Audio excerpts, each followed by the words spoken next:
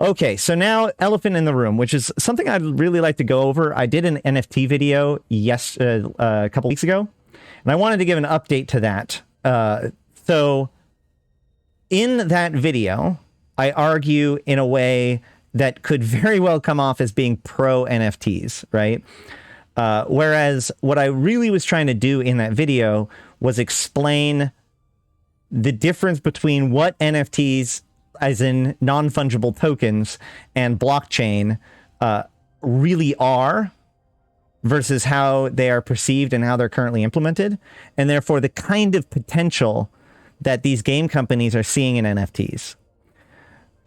My goal there was to get past the criticism of like it's bad for the environment or it's just scammy art or those kinds of things, and get closer towards what could and wouldn't, what could be good or bad about them in Eve. And I actually think that we were very successful in that. Not necessarily in that video, but in a follow-up episode, we talked about that, and it was brought up that if items were introduced for NFTs, as in like, so my hypothetical was moving Abyssal Modules to NFTs. So that way the history of who owns the Abyssal Module becomes relevant to what it does and what it is. And it has permanent ownership, or like real ownership, so you can buy and sell these Abyssal Modules. You actually own each unique Abyssal Module. I went with this example because Abyssal Modules literally are NFTs. They're non-fungible tokens. Each one of them is unique. They're just not blockchain, NFTs as you like to think of them. So I propose that as being a practical use for NFTs. Now, even at the time, CCP,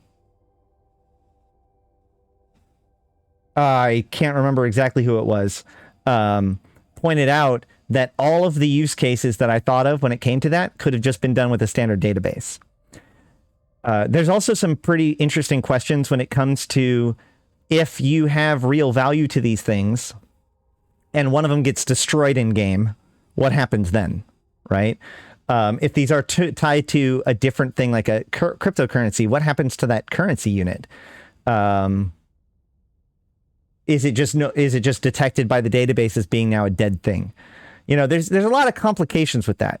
But the biggest complication is that if you are allowed to buy and sell these items for cash for any reason, doesn't matter what hoops you're jumping through, if it is allowed, then that will have serious and detrimental impact on the ability to acquire these items with ISK, right? If somebody had the capability of selling an Abyssal Module for cash legally and openly, and it's fine, there's a market for it, why would anyone sell it for ISK? And if there's no one selling them for ISK, then they're no longer available for ISK, which means even if it has, with all of the benefits of all of the value of all of the excuses or whatever that you can get into when it comes to in-game items being tied to NFTs and its practical application, it actually breaks down, even if you accept all of the pretenses, because of its impact on the economy and on gameplay and on what is and isn't available in the game through in-game effort.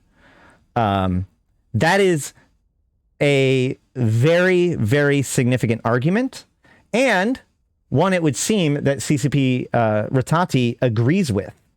They said that there is absolutely no plan to add NFTs to EVE Online at this time. And not even like at this time, like as in maybe someday, but like he actually came off as being very against NFTs. And he's one of the troika that actually makes things happen in EVE. So the one thing he did suggest, which I thought was which did get me thinking. So, if Abyssal Mods wouldn't be good for NFTs, what could? Well, maybe skins. Maybe you could now like take off your skin and sell it for cash. But even that, like, it undermines the permanent application of skins. It no matter what you do, it messes with things if it has any sort of real life connection. That said, there is an example that he gives that is honestly, legitimately one of the only real applications, which is the same as the kill mail, right? So during the Alliance tournament, the kill mails from the Alliance tournament got turned into NFTs and given to people to sell or whatever. Now, as we learned in the last video about this, NFTs are really just actually Jeff Strife Hayes has a really good video about this. I'll try to link it down below if I can remember. But he talks about NFTs and explains it all. And really what it boils down to is all an NFT is a list. And all you own is your position in that list. And the fact that that position in the list happens to reference this thing doesn't mean anything to the thing it references, right? That is the whole like scam nature of things, right? However, the allegory to this would be trading cards. Cardboard is not valuable, even if it is, or not that valuable, even if it is printed in a nice rectangular thing with no creases, no breaks, no nothing. It's just, perfectly crafted little shape of cardboard, worthless.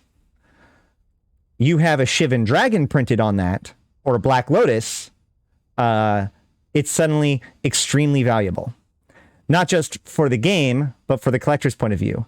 More importantly, because Shivan Dragon actually has an application in a game, if that piece of cardboard happens to have Michael Jordan MVP card from some previous, from the 80, 90, when did Michael Jordan start?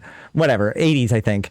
If you have, or early 90s, if you have that piece of cardboard, it is a lot more valuable than another piece of cardboard because of its uniqueness, right? In the same way as that the Tom Scott video about the stamp, that stamp is just a piece of paper. The fact that that stamp has history is the only reason why that stamp has any value at all. So, these things are arbitrary, and they don't necessarily, like the stamp itself doesn't even mean anything as far as like the amount of postage it provides anymore. That's not the point.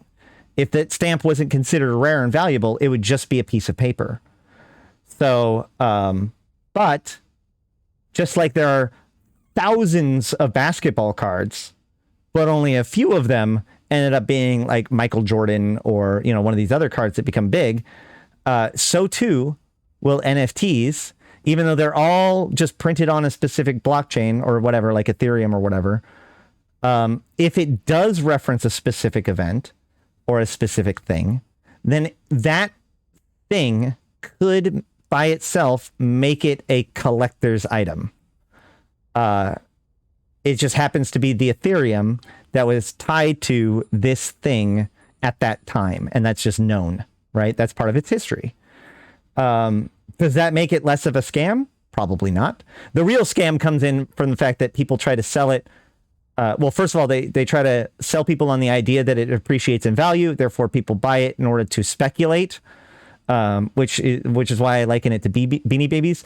But the deepest scam is the fact that basically they'll trade an NFT between themselves more and more and more. So that way it builds up a history in the ledger as becoming like a hot commodity. And then they'll put it up for sale and you'll snatch it up and think that it's got upward momentum. But all of those previous purchases were all effectively fake. It was a guy purchasing it from himself or,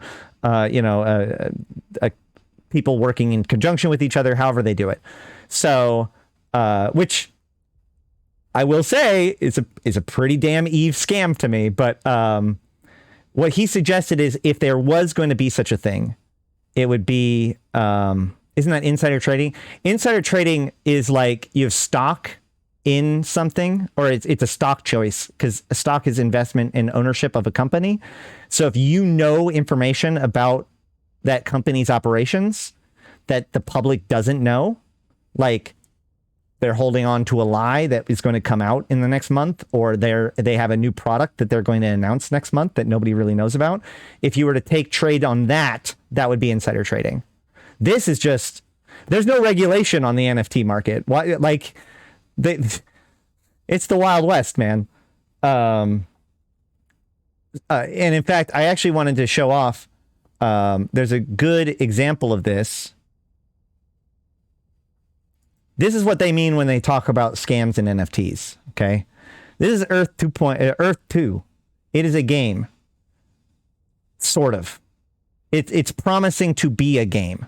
Basically, they have this promise that they're remaking the Earth in 3 dimensions and selling off the plots of land so that way you'll own them and can build resources on them and customize them how you want and get real value out of them, quote unquote.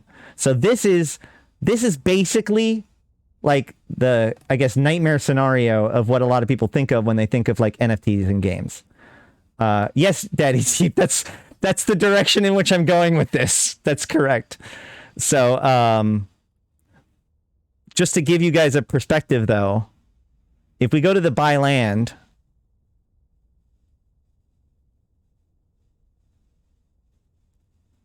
we can see, so basically all this game is that they've taken pictures from Google Earth and they've drawn little boxes on them, and you can purchase the little boxes with the promise that this will mean something someday in this game.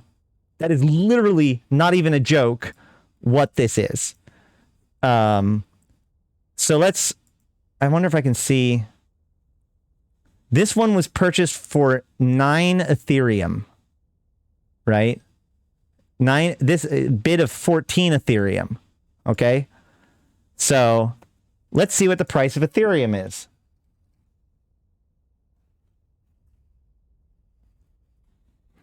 Ethereum is currently going for $3,000 per Ethereum.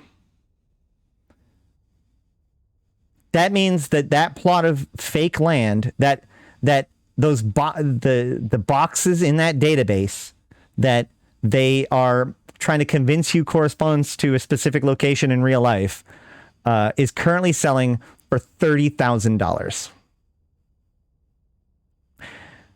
And the problem is that this isn't even one of the biggest ones.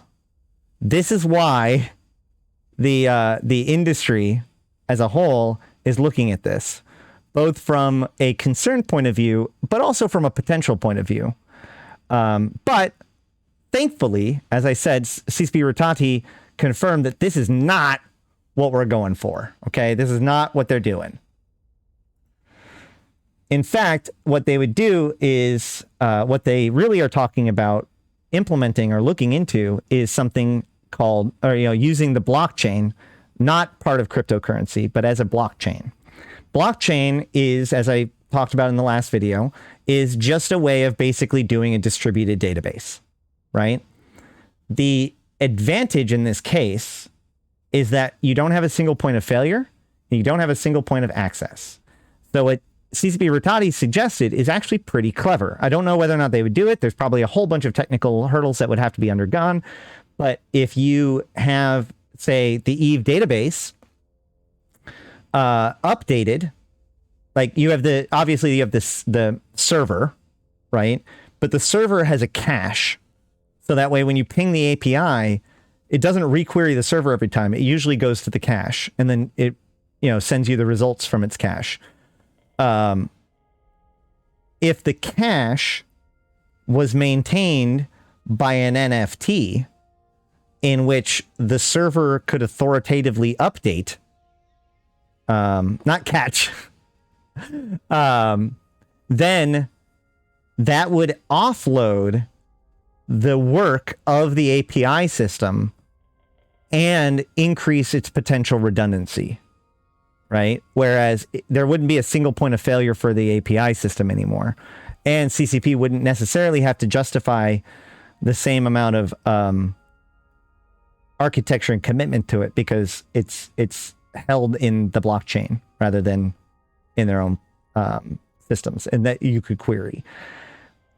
Very interesting idea. Could definitely work.